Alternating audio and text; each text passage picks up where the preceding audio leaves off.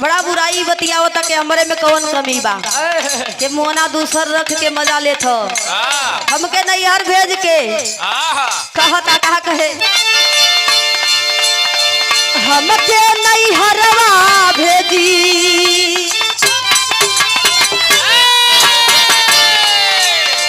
हमके नैहरवा भेजी जियता जिंदगिया बड़ी आराम के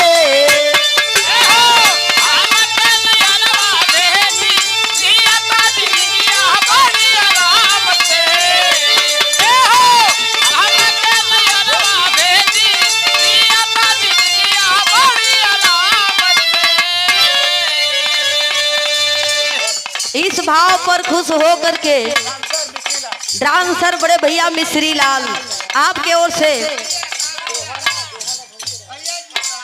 उसका के सरजमी से भैया हमार अच्छा और आपके द्वारा इस गीत पर खुश हो करके दोबारा पुरस्कार दे करके नवाजे हैं भैया को सादर जय भीम नमो बुधाई करती हूँ। दुल्हन कहा दिया हमके नैहरवा भेजी जियता जिंदगिया बड़ी आराम के जिंदगिया बड़ी आराम से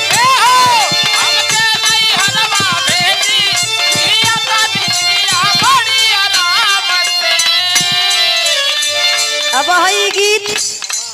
केहू नहीं गौले बा शिल्पी राज का गीत हो कहना है कैसे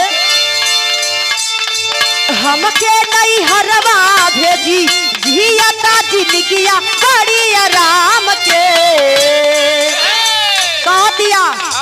रखल बाबल मुआ हो नाचनिया हमरे नाम के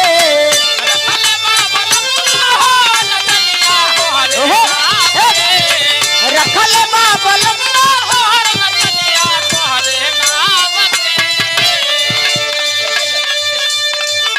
जा जा जा जा जा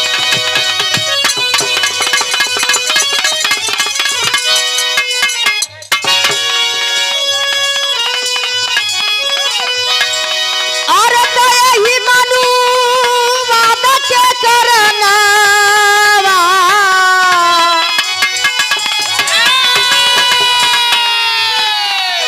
और तो यही मानू वादा के करना रहले गरीबवा निराश अरे भीमा महतारी के गोदिया अरे भीमा महतारी के गोदिया जन्म लिए बाबा भीमरा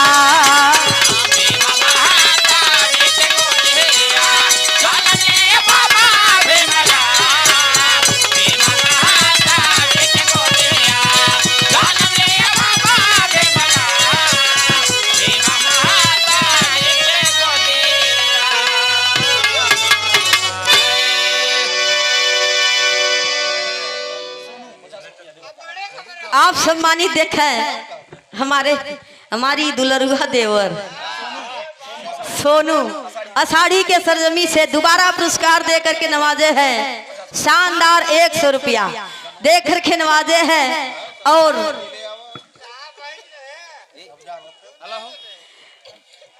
मालिक करे कि आपके हर एक मोड़ पे सफलता मिले जैसे गंगा जमुना का पानी लहरे वैसे तो हर जवानी लहरे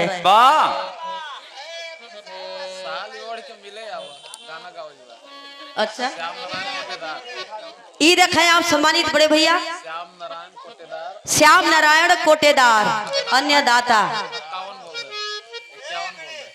50 बोले तो बोला और आपके द्वारा शानदार 50 रुपए से नवाजा गया सादर जय भीम नमो बुधाई करती हूँ इनकर कहल है साली ओढ़ के मिले आओ कोहिरा में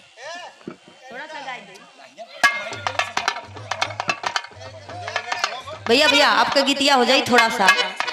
बिरहवा के बाद हड़बड़ा मत भैया जाना थी आपके हम घबरा मत बैठल रहा आप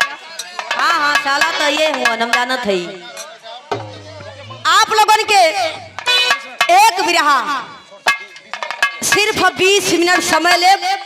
एक बिरहा आप लोगन के सुना दे।